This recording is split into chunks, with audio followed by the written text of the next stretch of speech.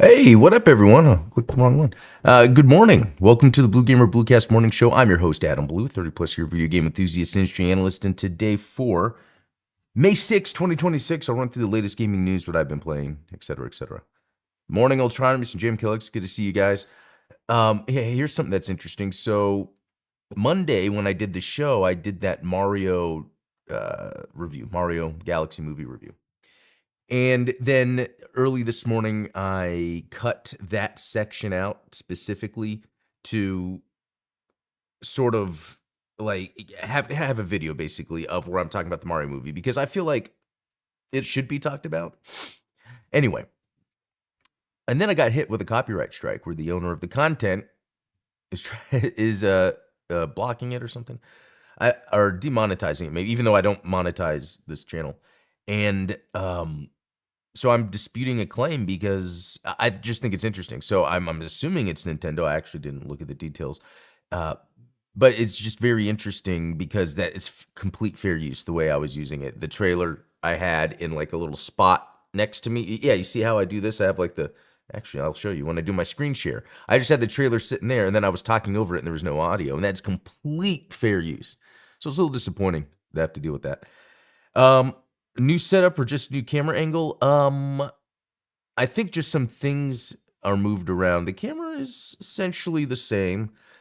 I normally have this thing to kind of close this off and I have lights from below, but I'm working on a project right now. I've been working on for a while. It's just with work and stuff, I get real busy, so I've kind of left this stuff out, so it might look a little messier.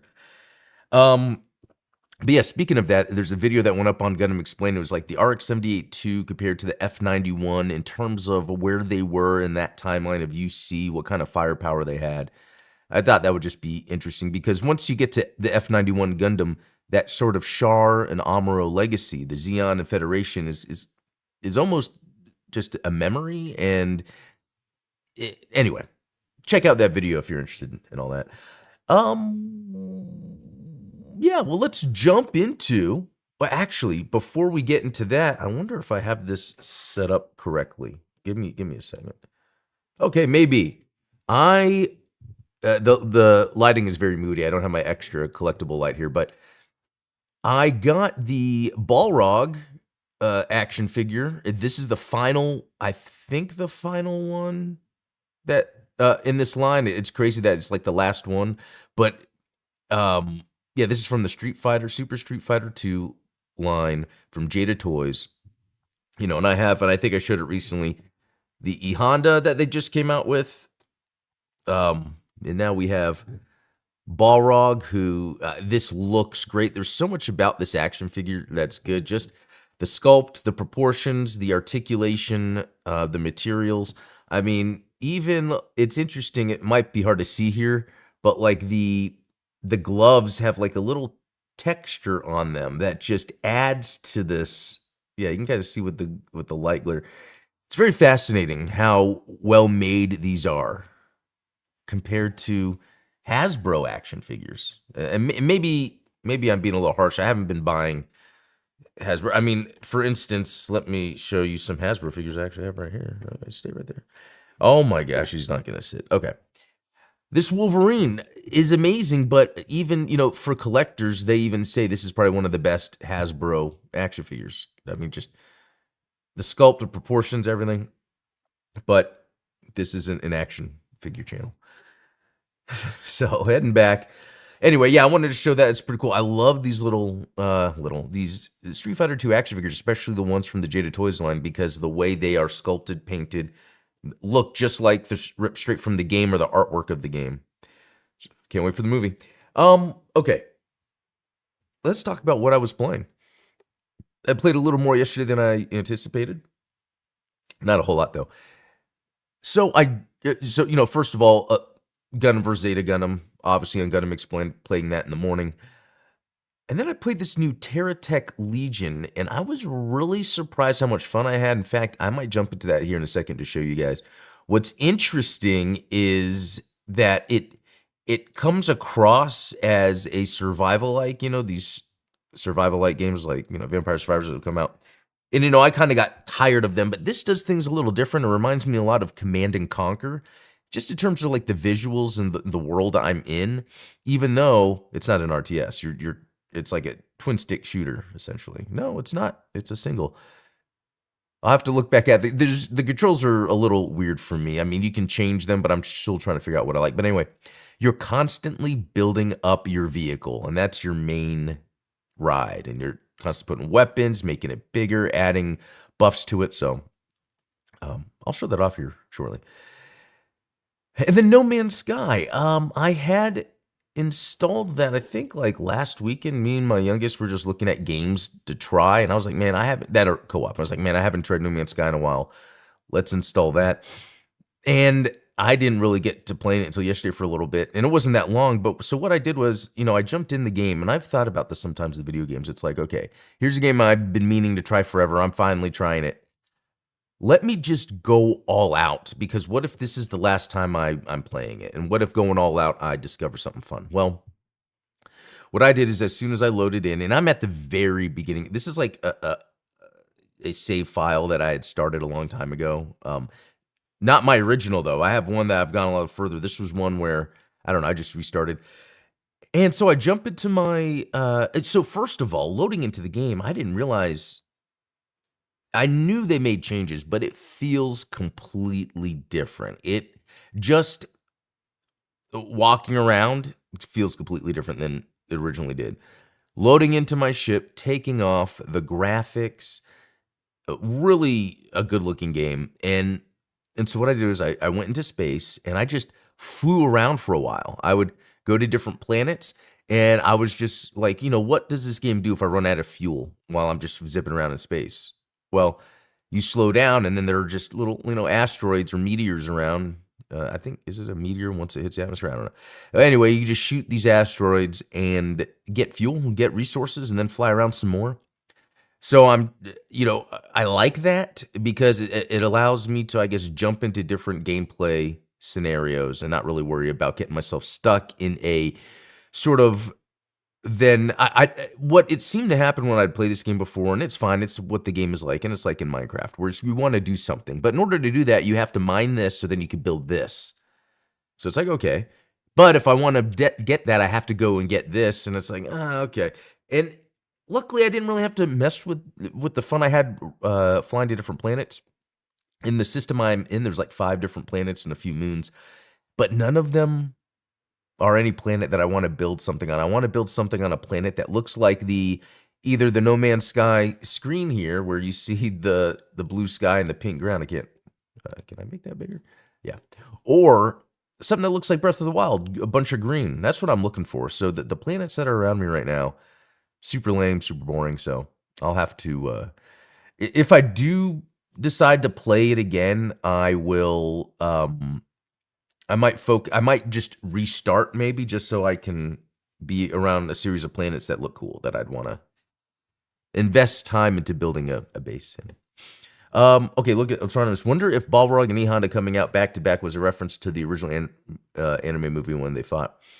I don't know. And it's been like what, 2 years maybe? I forget how long. Where as these figures would come out, they would be like, it really wouldn't make sense. Sometimes they'd have 3 that would come out together. I think the first few was Ryu, Ken, Chun-Li, and then M. Bison wasn't too far after that. But they're great. And then there's this other brand called Storm Arena.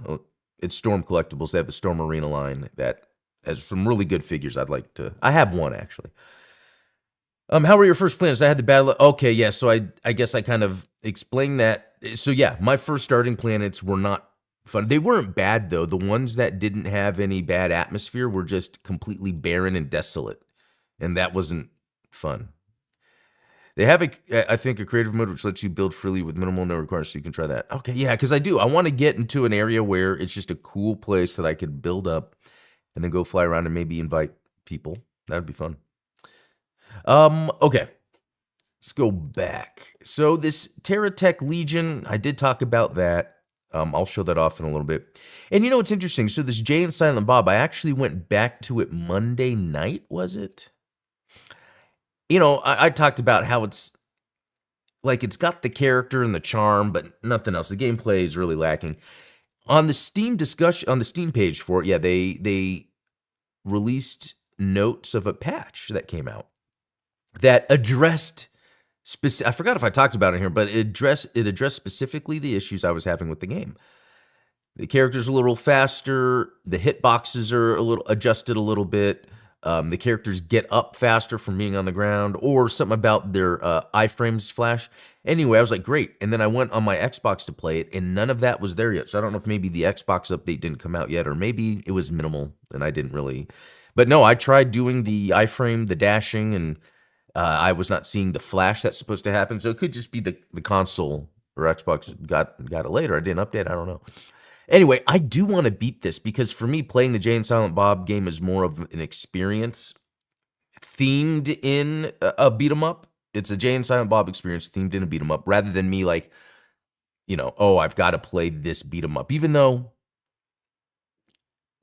Okay, and I'm just thinking because that's kind of how it's been, where we get these cool IPs, we miss these properties, and then they come out as a beat 'em up, and it's like that seems awesome, and I feel like lately they haven't really turned out great. That GI Joe game and that Power Rangers game didn't really turn out that great. It wasn't bad, but there was a lot of like weird issues. It's like, well, we have Streets of Rage 4 showing that they can be done really good, and then there's a few other ones I played recently, like the Double Dragon, not the newest Double Dragon, but the Double Dragon Gaiden, Rise of the Dragons. Which, yeah, that's kind of weird to think. We had the Double Dragon Neon, which was amazing, then Double Dragon Rise of the Dragons, which was amazing, and then that newest Double Dragon. Oh, man, I remember it. When they announced it like beginning of 2025 to come out in August. I was like, oh, I can't wait. I got to wait until August or something. And then, man, playing it, and then it was just, I beat it, but it was just not. I'll have to look up if they've fixed some of the issues. Anyway, that's all I was playing. Let's jump into some news. So Monday, the Steam controller was available for sale, and for $100, and it's only compatible with Steam. I don't know if it's one of those weird things where a controller, and I bring this controller up all the time on this channel. A controller is very important to me, and I've been using the Fly Digi controllers. It's almost like a commercial by now. I've been using the Fly Digi controllers for like years now. This is the latest one, but I can use this on PC or Xbox. And so the idea of having a Steam controller is almost like, okay, then you have your controller for Steam, then your controller for your Xbox. I already have a specific controller for PlayStation and Switch. It's like, I feel like there's only so much a controller could deviate to be anything unique. In my opinion, I think the Sony PlayStation controller is unique, even though it's not my preferred controller. I like that they have that controller that they have. I will say these touchpads below the analog sticks that we see here make more sense than what the PlayStation has on the touchpad. But I don't know. I feel like there's something more that could be done with controllers. Also, it being $99, and I guess that's the other thing. This is a $99 controller, whereas Fly Digi controllers you could get for under $100. I think mine was $60, and it's on sale for $50 every once in a while. And it's technically a better controller than this, even though this has those touchpads. The thing is, you can't actually use this as a mouse on your computer. So that's the thing. This still kind of beats what the Steam controller could do. But me, as a video game connoisseur, someone that is really big about the feel of a controller, I do want to try this. Just $99. Anyway, they're supposed to be restocking it. Yeah, on eBay, it's been selling for as much as $400, for people that, bought it. So, interesting. We'll see what, and I guess the other factor to this is the fact that this controller came out just by itself just now, when originally the Steam machine was supposed to be coming out right now, and it would have been packed with this controller. So that's just a whole interesting thing with the Steam machine. Is that still going to come out? It has to do with, the chip shortage, the price increase. A lot of stuff is happening that's affecting that.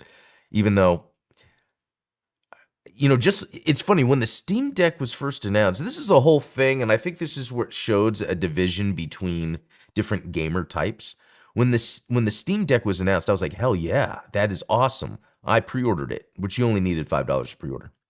And then the ROG Ally was announced. I'm like, wait a minute.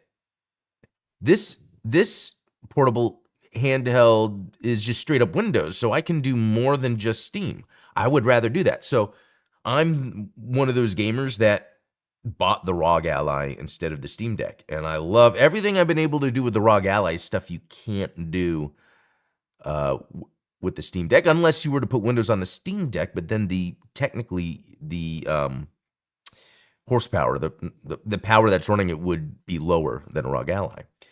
Anyway, I'm just saying this too because with the Steam Machine release, I'm like, that's awesome.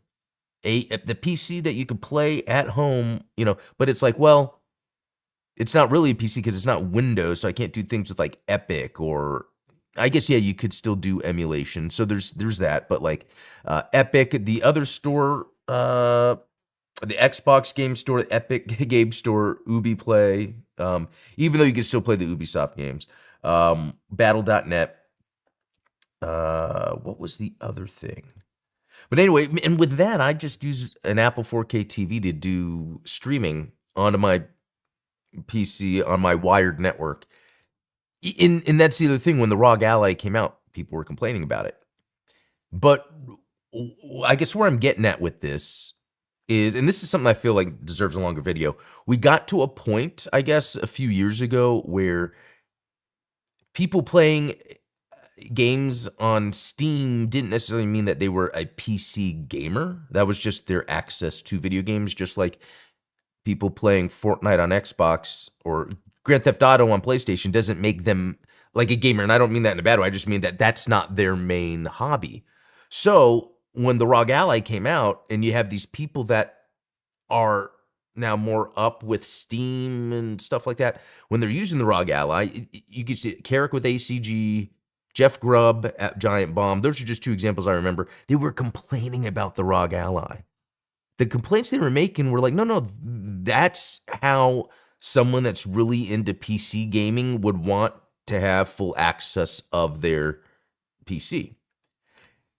So I think there's a huge dividing line, and I think we see that with the way people react and how Xbox is trying to react. Of you have the casual gamer where gaming is more mainstream, and then you have the hobbyist enthusiast gamer where some of the mainstream effects of gaming do not fit into a hobbyist enthusiast gaming mindset. Just like the people right now that have complained about Call of Duty being removed from Game Pass. As a enthusiast gamer, yes, please remove Call of Duty from Game Pass. I do not want the value of of Game Pass to be based on Call of Duty being included. If I feel like playing a Call of Duty that year, maybe I'll buy it. Otherwise, I don't want that diluting Game Pass. So for me, this has been a slow win of, at least Microsoft kind of understanding, we have to get back to that core gamer. And that's what's so interesting about Valve is their core gamer is a mainstream PC audience. And that could be why the controller sold out like it did. I'm not too sure, but I find that stuff very interesting. Anyway, I feel like that deserves its own video about like mainstream versus enthusiast gaming and how companies are playing to them. So here's another one. Xbox announces leadership changes. Okay, so this kind of fits into what I was just talking about. Actually, let me go back to this. Because Ultronymous, I never heard of a controller running out of stock, a console sure, but not controllers. And I think it's because the shortage, the Steam Machine was already supposed to be out, and these were just like the secondary controllers, but people are buying this, I guess, just to be in and have it. But 100, yeah. And I could see why people would be upset about losing COD, but I'm here for yes. So, and that's the other angle, which I don't want to leave out, but I think Microsoft has realized there are some mainstream components of gaming that they shouldn't be leaning into because it doesn't help them. And I think Call of Duty being part of Game Pass is that, Okay, so here's Xbox announces leadership changes as it stops development of gaming co-pilot for console. So this is very interesting. Asha Sharma came out saying that they are going to remove Copilot from console and mobile. What does mobile mean exactly? I don't know. Maybe just developing the Copilot app. And, you know, it almost, again, this is like a mainstream thing, because for me, as someone that's more of a gaming enthusiast, that doesn't matter if it's there or not, because the underlying architecture moving forward in gaming is going to be primarily AI systems. So, but I think by signaling to the mainstream, oh, we're pulling back, it gives those gamers that hate AI, that don't get AI, a feeling that they're being heard and listened to, and another reason to go. Like right now, Microsoft is saying so many things to make Xbox look good. I wish PlayStation was doing more of that right now. And they don't do it. They used to. Back in the 2000s. But they don't do this stuff now. Which maybe it's because they feel like they don't have to. And maybe Microsoft is doing it right now because they feel like they have to. Oh, man, we're getting... I wanted to show you guys a game. Yeah, we'll move on. R-Type 3 Dimensions, May 18th. Or R-Type Dimensions 3. Totally forgot this was announced, but we've got a release date. Definitely picking this up. Okay. Now what we're going to do is I'm going to show you guys this game that I actually think is pretty neat. It doesn't do anything different than any game has done before, but it does a good job of combining very interesting features from sort of these modern, more casual games. Like, I mean, you could say this is a cozy game, even though there would be sections that are very action-packed and stressful. But it's because of the loop, and it's the thing I'm not really too into in games sometimes. It's that whole roguelike element where you're just restarting and all that, where that sense of progression doesn't feel as strong. Here it does. Between matches, or between runs, I guess you can call it that. But you can beat a level on a run. I just haven't yet. But when you do, you get XP that you can apply to things that are permanent upgrades. And I think that's what helps this, is that it has that whole permanent upgrade thing. Okay, wait, what's going on? My controller. There we go. All right, here we go. So this is, yeah, when you're on the screen between matches, you press X, it goes to upgrades, and it looks like I have enough for another upgrade. So I upgraded my cab to the Mark II. Boost charge, but I really think pickup range is important right now. And then it looks like it gives you the option to reset. Okay, so here we go. Let's do this. Yeah, you can see I'm on level 1, Dust Bowl. I guess destroy boss, reach level 12, complete 2 base encounters with Jean-Pierre. Which I don't know if that's that character.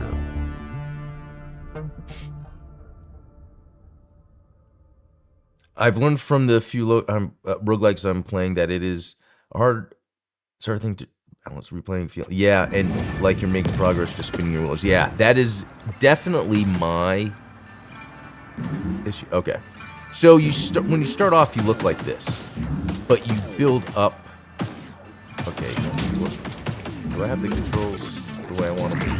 There's two different control types. One is you go the direction you turn. The other one is, it's like old school Resident Evil where like only one direction is up. Okay, what we saw there, I'm gonna get this first. After you get your XP to a certain point, you then come in here to build up your little tank. So, extra crate result. I don't know what this means, but I'm gonna grab it. And then out of these weapons, that says uncommon, triple reflex, forward auto gun. Sounds awesome. Okay. So here's what we'll do. You start with that one gun, and then you get stuff to add on, so I'll add that. Oh, that looks cool. And I could still have this gun, like, I don't know. I'm afraid, yeah, I don't want to block that. And then this is lucky plus 20. I guess this is just so I can get more drops. Sure, I'd be fine with that. And then this is like where you can extend and build out. And you know, I might wait for that later because you could build a pretty big tank. So let's go back into combat. All right. And then, oh, another thing I forgot to mention is this boost where you really, if a lot of the main enemies don't actually hurt you at first, and so it's, you just run into them with the boost. And look how quickly I got. Sometimes it's really quick in between. Ooh, ballistic damage or energy damage? Yeah, ballistic. And then let's see. Oh, plow. I've never used one, but then I have this coil blaster. I'll do this. I've never messed with that before. I put the plow there. Yeah, we'll put this here, and then you can kind of change the direction. And then just another piece. And I'm wondering, does it... I don't know if, like, they necessarily add anything other than building more, which I don't think I need yet until I get some more tires or something. Or another set of wheels. Yeah, you'll find random things throughout. Like, in fact, you can see there's a little question mark up there kind of telling me that there's something up here. So I did that correctly.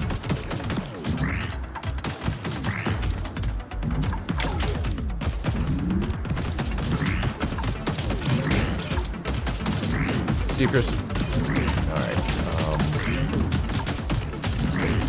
Getting a little... And then the boost, see, that's why you'd want to upgrade your boost often, because I had... A run I had previously last night, my boost was pretty good. So yeah, I've been thinking about it. It gives you a lot of different choices for how you want to build. And I think that's what helps. It's not... It doesn't have to be the same every time. Oh, see, more boost, but I can add explosive damage, but I don't have anything that actually does explosion stuff, so I don't think it works. Ramming knockback. Pickup range. Yeah, I'll do that. Oh, what's this? Another rare thing. Okay. Man, so many things.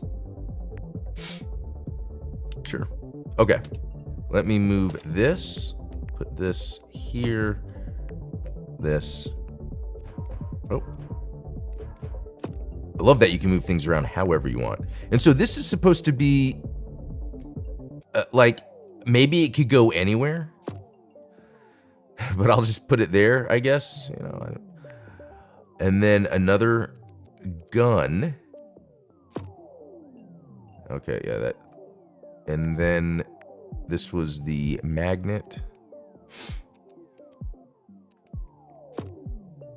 Okay. Let's go. Yeah, and that means it's going to get to a point where I'm not going to have... oh, you know what? I got an achievement. I already got an Xbox, so does this do dual achievements? But anyway. Yeah, there was one... Oh. I did yesterday. You get to a point where you have so many weapons you want to use. Okay, I am playing wrong.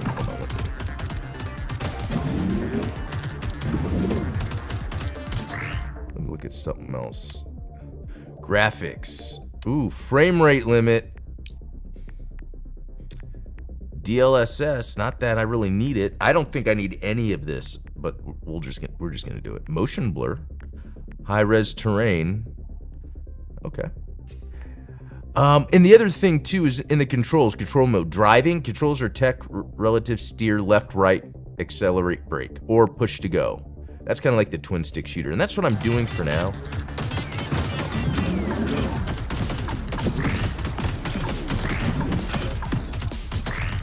I can tell you, I don't seem to be seeing a frame rate difference. Okay, something that's up there.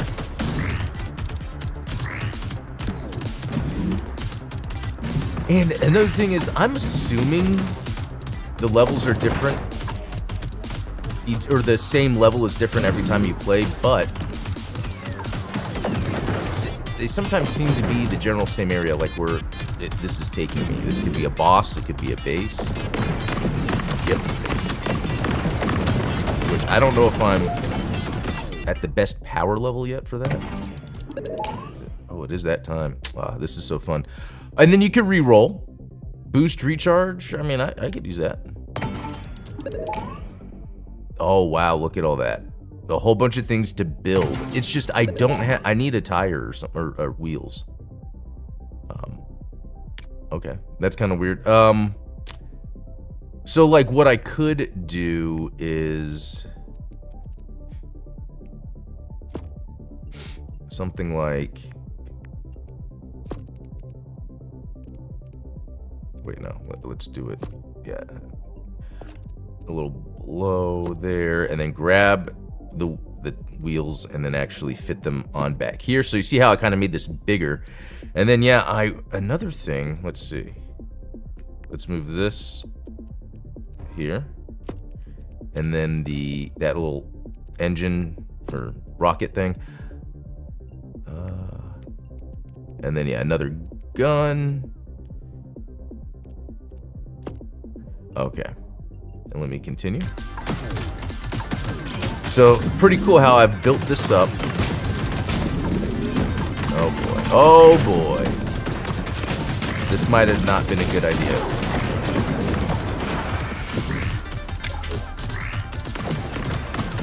Like, one run I didn't go into the base until later, and I was way more equipped for that. Oh. But I guess what I'm trying to get at this too is I hope you could see that while it has kind of like the survivor-like stuff going on, man, there's so much stuff. It does enough with the gameplay in consistency, or I should say persistency. Persistent. It's where it's still that roguelike nature, but you're constantly upgrading things. Yeah, that's great. Actually, let me. Because I need to end, yeah, sure. No, crap. Well, anyway, I really have to get going, so yeah, that run is gone. But it's okay, these are quick runs, and it's like, just so fun to just sit back, level up, go to the next one. I don't know, guys, it's really cool. You should check it out. But does this automatically attack, or is it a twin-stick shooter? It automatically attacks. It does. So you are just moving... Yeah, with the left analog stick, pretty much, so. All right, guys, I'm going to head out. That was a lot of fun. I'll be back with some more later. Steven's show tonight, Midnight Hunter Live, so I'll see you guys then. Have a good one.